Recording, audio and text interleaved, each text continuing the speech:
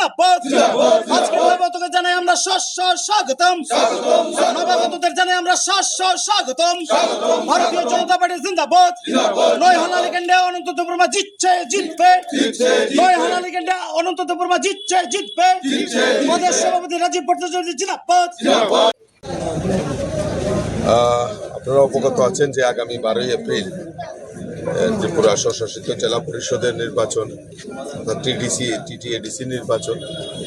আমি আজকে 9 আশারামবাড়ি হালাহালি কেন্দ্রের যিনি প্রার্থী শ্রী অনন্ত দেববর্মার সমর্থনে এখানে একটা হল সভা হয়, সংগঠিত হয় এবং এখানে প্রার্থী থেকে শুরু করে জেলা সভাপতি এবং আমাদের মনুষ্কান্তি দেব রায় উনিও ছিলেন, প্রাক্তন যিনি মন্ত্রী।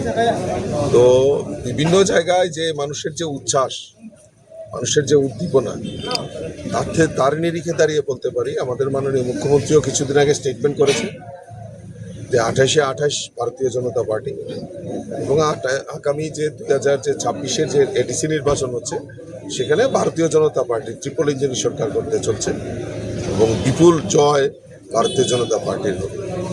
কারণ কেন জয় হবে?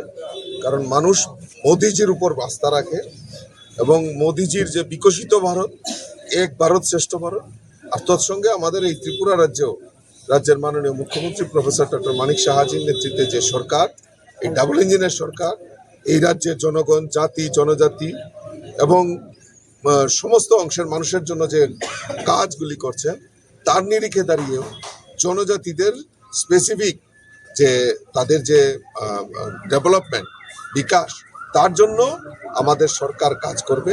এই ট্রিপল ইঞ্জিন সরকার সেই কারণেই দরকার। দাদা, এক জায়গাতে দেখলাম আজকে বিজেপির ক্যান্ডিডেটের গাড়ি আক্রান্ত হয়েছেন, কি বলবেন?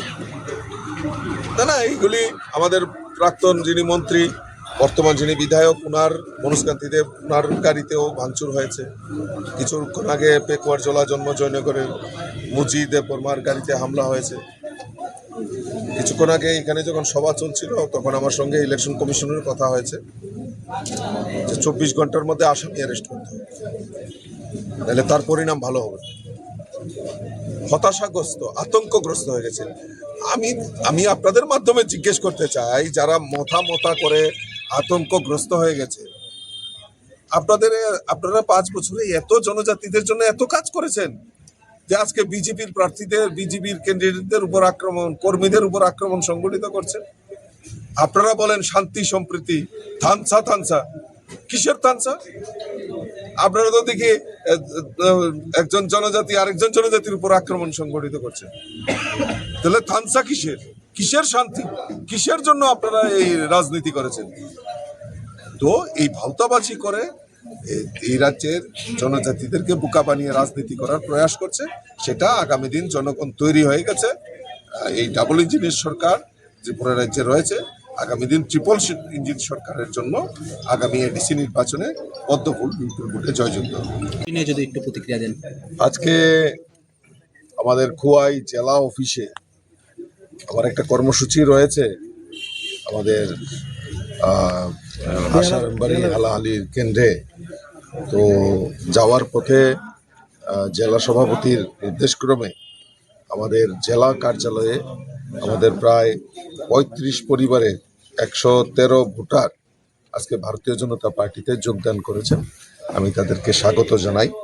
তার মধ্যে সবচেয়ে বড় উল্লেখযোগ্য হলো যিনি Santosh Debbarma, organising secretary IPFT Khowai east ডিস্ট্রিক্টের, Sarat Debbarma, member IPFT Khowai east division, Rabindra Debbarma division member. তো তাদের নেতৃত্বে প্রায় 113 জন ভোটার আজকে ভারতীয় জনতা পার্টিতে যোগদান করছেন। কারণ তারা বিশ্বাস করে যে আমাদের দেশের যশস্বী প্রধানমন্ত্রী নরেন্দ্র মোদীজির নেতৃত্বে বিকশিত ভারতের কথা বলা হচ্ছে। আর তৎসঙ্গে এই ত্রিপুরা রাজ্যের মুখ্যমন্ত্রী প্রফেসর ডক্টর মানিক সাহার নেতৃত্বে বিকশিত ত্রিপুরার কথা বলা হচ্ছে।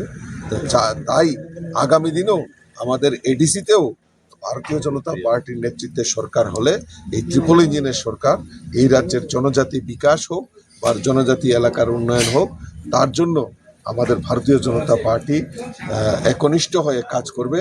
এবং আমার দৃঢ় বিশ্বাস আগামী যে এডিসি নির্বাচন 12ই এপ্রিল আপনাদের মাধ্যমে সমস্ত ভোটারদের কাছে আপিল করব যে আসুন সবাই মিলে এক ত্রিপুরা শ্রেষ্ঠ ত্রিপুরা করার লক্ষ্যে এবং একটা উন্নত এডিসি নির্মাণের লক্ষ্যে আগামী আমাদের যে প্রার্থী তাদেরকে পদ্মফুল চূর্ণের ভোট দিয়ে বিপুল ভোটে জয়যুক্ত করব। দাদা বিজেপি কটি আসন পেতে পারে বলে আপনার ধারণা? দেখুন, আমরা তো আমাদের মাননীয় মুখ্যমন্ত্রী অলরেডি স্টেটমেন্ট করে বলে দিয়েছেন 28-28 ভারতীয় জনতা পার্টির পদ্মফুল টুর্ণ। সরকার করিয়া আমার একটা পয়সা ইয়ে করছে না। আমার কোনো একটা সুবিধা বলতে কোনো কিছুই আমি একটা রিগিনাই পর্যন্ত পাইছি না। এই জন্য আজকে আমি এই দুঃখিত মনে এই বয়সে আমি মানে দেশের যে সরকার তার সঙ্গে থেকে আমার যা হয়ে হয়েছে আমি